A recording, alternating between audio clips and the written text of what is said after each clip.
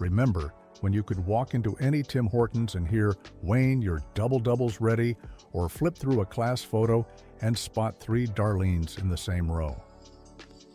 There was a time when Canadian playgrounds echoed with names like Réjean and Chantal, when hockey rosters were packed with Gords and Lornes. These weren't just names, they were the soundtrack of everyday Canada, from prairie schoolyards to Quebec church halls. Today we're diving into 20 forgotten Canadian names you rarely hear today. Whether you remember a Cheryl from your bowling league, had an Uncle Ron who fixed cars, or sat next to a Sylvie in French class, you're about to take a nostalgic trip through Canada's naming history. These names didn't just disappear, they tell the story of who we were and how we've changed.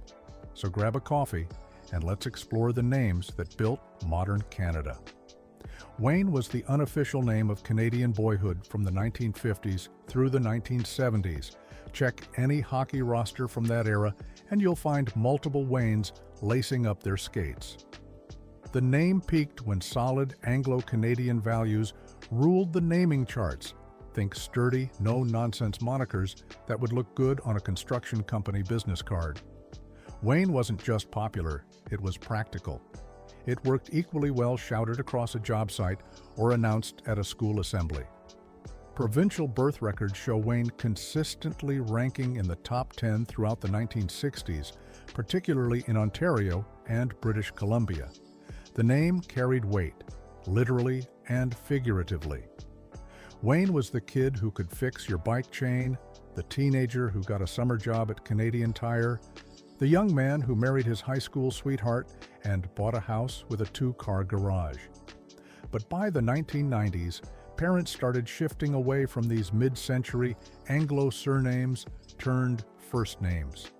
The world was getting smaller, and families wanted names that sounded international, softer, more contemporary. Wayne suddenly felt too specific, too tied to a particular time and place. Today's parents gravitate toward names like Owen or Liam, similar sounds but with a more global appeal.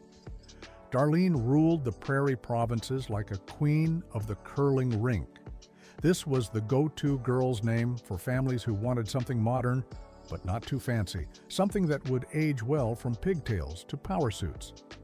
In the 1960s and 1970s, Darlene was everywhere. Student council presidents, 4-H club leaders, the girl who organized the Christmas dance and somehow made it fun for everyone.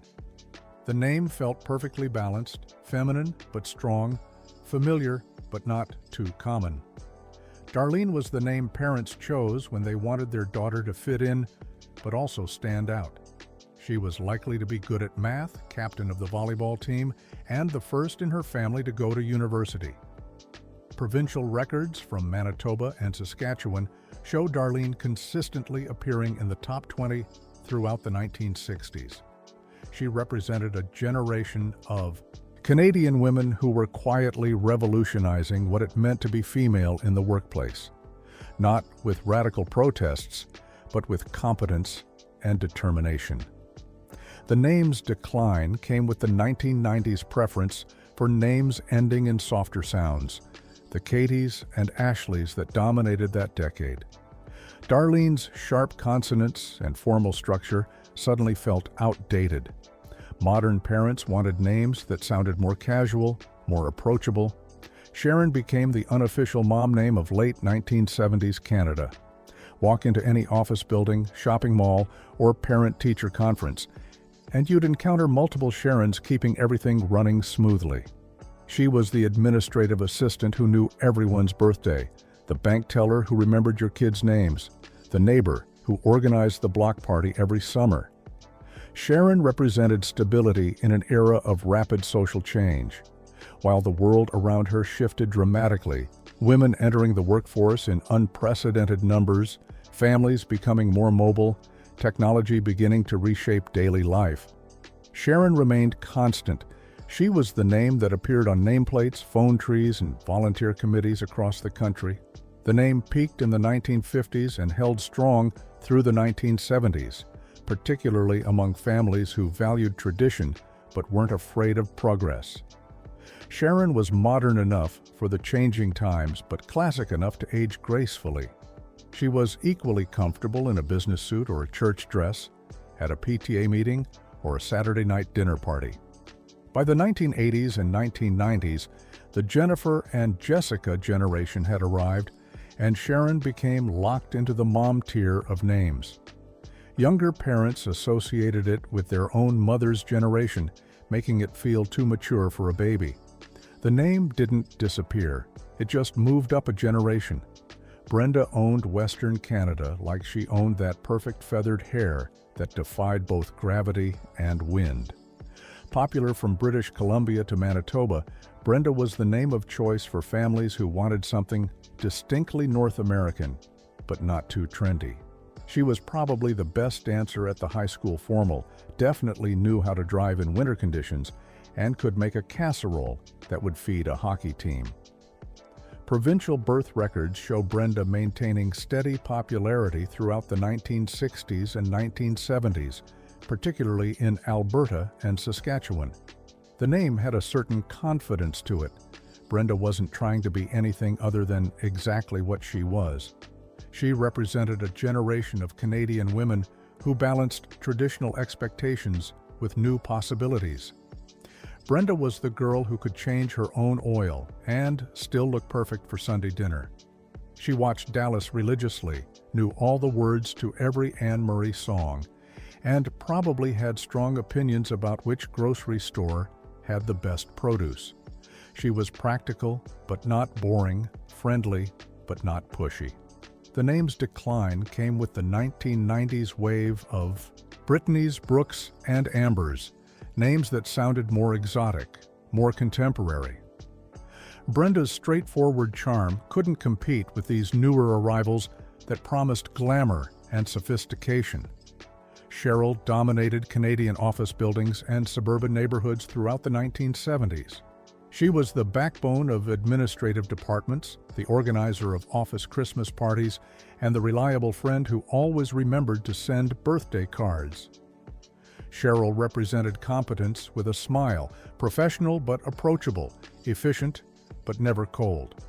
The name appeared on countless phone trees and emergency contact lists throughout that era. Cheryl was the person you called when you needed something done right the first time. She probably had excellent handwriting, kept meticulous records, and could organize a charity fundraiser that would exceed its goals.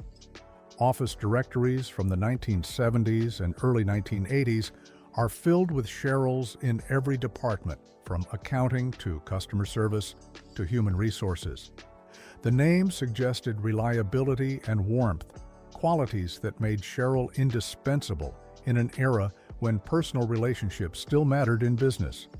The decline came with the hard ch sound, falling out of fashion during the 1990s. Names with softer beginnings and vowel-heavy endings became more popular. Cheryl's precise consonants and formal structure suddenly seemed outdated compared to the flowing sounds of names like Chloe or Chelsea. Debbie and Deborah defined the classroom experience for an entire generation of Canadian students. The Debbie boom of the 1960s and 1970s meant most classes had at least two, leading to the eternal challenge of Debbie W. and Debbie M. to keep everyone straight. These names represented the sweet spot of that era. Modern, but not too experimental, friendly, but not frivolous.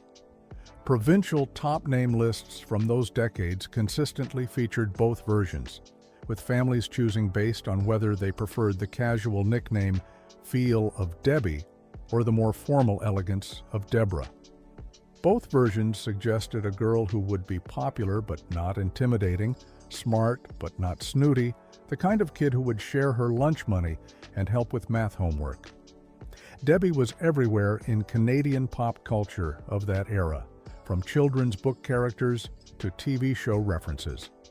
The name felt quintessentially North American, perfectly suited to the suburban expansion and optimistic spirit of the post-war decades. By the 1990s, the Jennifer and Jessica generation had eclipsed these names, pushing them into what linguists call the workplace skew, still common among adults, but rare for babies. Modern parents associated Debbie and Deborah with their own childhood friends' mothers, making them feel too mature for a new baby. Telling and preparing this video took us a lot of time, so if you are enjoying it, subscribe to our channel. It means a lot to us. Now, back to the video. Lorne stands out as distinctively Canadian in a way that makes Americans ask for the spelling twice. Named after the Marquess of Lorne, a Governor-General of Canada, this name carried Scottish heritage and Commonwealth pride in its very syllables. Lorne was the name of choice for families who wanted to honor their roots while building something new in Canada. The name appeared regularly on mid-century birth certificates, particularly in communities with strong Scottish connections. Lorne suggested someone solid and dependable, the kind of man who would serve on the town council, coach Little League without being asked, and know everyone's name at the hardware store. Canadian pop culture helped cement Lorne's reputation. From Lorne Michaels creating Saturday Night Live to various streets and parks bearing the name across the country, it became woven into the Canadian landscape. The name represented a connection to heritage without being old-fashioned, a way to honor the past while embracing the future. The decline came with the 1980s and 1990s preference for more pan-Anglo names like Ryan and Tyler, along with the revival of biblical classics. Lorne's specifically Canadian character, once an asset, became a limitation as families sought names with broader appeal. Gord and Gordon represent the unofficial Canadian uncle name that every family seemed to have. Whether it was Uncle Gord who taught you to fish, Gordon from Dad's work who fixed cars on weekends, or the Gord who ran the local hardware store and somehow knew exactly what bolt you needed, this name was synonymous with practical wisdom and quiet competence. The name peaked in the mid-century decades when parents favored strong, traditional choices that would serve their sons well in the working world. Gordon was formal enough for a business card, but friendly enough for a neighborhood barbecue. Most Gordons became Gord at some point, reflecting Canada's preference for casual, approachable nicknames. Provincial birth records show the name appearing consistently in the top tiers throughout the 1950s and 1960s, part of the Gord-Ron-Doug triumvirate that seemed to dominate Canadian workplaces through the 1970s and 1980s. These men built modern Canada, literally and figuratively, working in construction, manufacturing, and small businesses across the country. The shift away from Gordon Gord came as these names became too associated with the parental generation. By the 1990s, the name had moved firmly into dad-uncle tier, making it feel too mature for a baby. Modern parents preferred lighter, more contemporary options. Ron and Ronald dominated Canadian HR directories and union newsletters throughout the 1960s and 1970s. Ron was the shop steward who fought for better working conditions, the neighbor who snow-blowed your driveway without being asked, the dad who taught neighborhood kids to drive in the empty Canadian Tire parking lot every Sunday. The name represented post-war prosperity and stability. Ronald was formal. Enough for official documents, but Ron was the version everyone used in daily life. This flexibility made it perfect for men navigating a changing economy, professional enough for the office, casual enough for the coffee shop. Small-town hockey programs and community volunteer lists from that era are filled with Rons in every capacity: coaching, organizing, fundraising. The name suggested someone you could count on, someone who would show up when needed and get the job done without fanfare. The decline accelerated after the 1980s as parents moved away from formal names like Ronald in favor of more casual, vowel-forward styles. The name became too strongly associated with the previous generation to feel fresh for new babies. Tammy peaked in the late 1970s and early 1980s, appearing on class lists alongside Tracy, Sherry, and Shelley in a wave of cheerful, nickname-style names. Tammy suggested a girl who was friendly and fun, probably good at sports, definitely popular, the kind of kid who made friends easily and kept them for life. The name fit perfectly with the suburban optimism of that era. Tammy was the girl with the perfect Dorothy Hamill haircut, the one who organized sleepovers and knew all the latest dances from American Bandstand. She represented a generation that grew up with more opportunities than their mothers, more freedom than their grandmothers. Provincial records show Tammy maintaining steady popularity throughout the late 1970s and early 1980s, particularly among families who wanted a name that sounded contemporary and approachable. The name suggested confidence without arrogance, popularity without pretension. The decline came as parents in the 1990s swung back toward more formal names or global picks. Nickname-style first names like Tammy felt too casual, too tied to a specific era. Modern parents wanted names that would age gracefully from childhood through professional life. Now let's journey into Quebec, where the names tell a different but equally fascinating story of cultural identity and social change. Réjean stands as the Hall of Fame Quebec dad name, the linguistic equivalent of a perfectly worn flannel shirt that somehow looks both casual and dignified. Strong in parish registers throughout the 1960s and 1970s, Réjean was often paired with compound names that honored multiple saints, Jean-Claude, Jean-Pierre, Jean-François, creating a rich tapestry of Francophone identity. The name represented Quebec's cultural confidence during the Quiet Revolution era. Réjean was distinctly Québécois, but not apologetically so.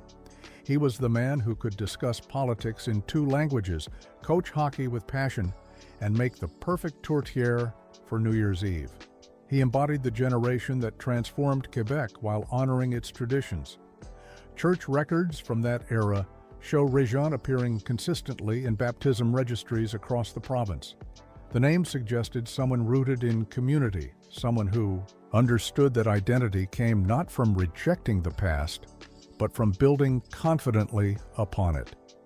The decline came with the 1990s shift toward international French names like Maxime and Alexandre, followed by the global wave of names that crossed linguistic boundaries.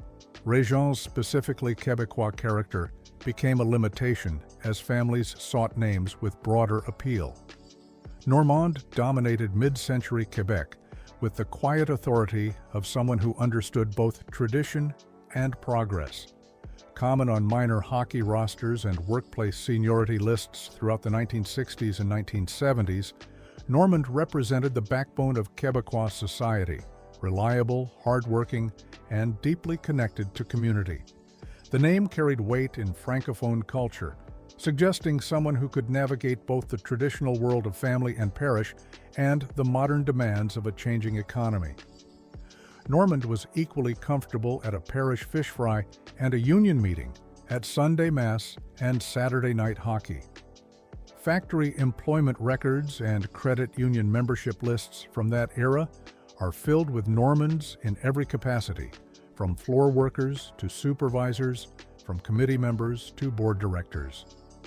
The name suggested competence and trustworthiness, qualities that made Normand essential to both workplace and community.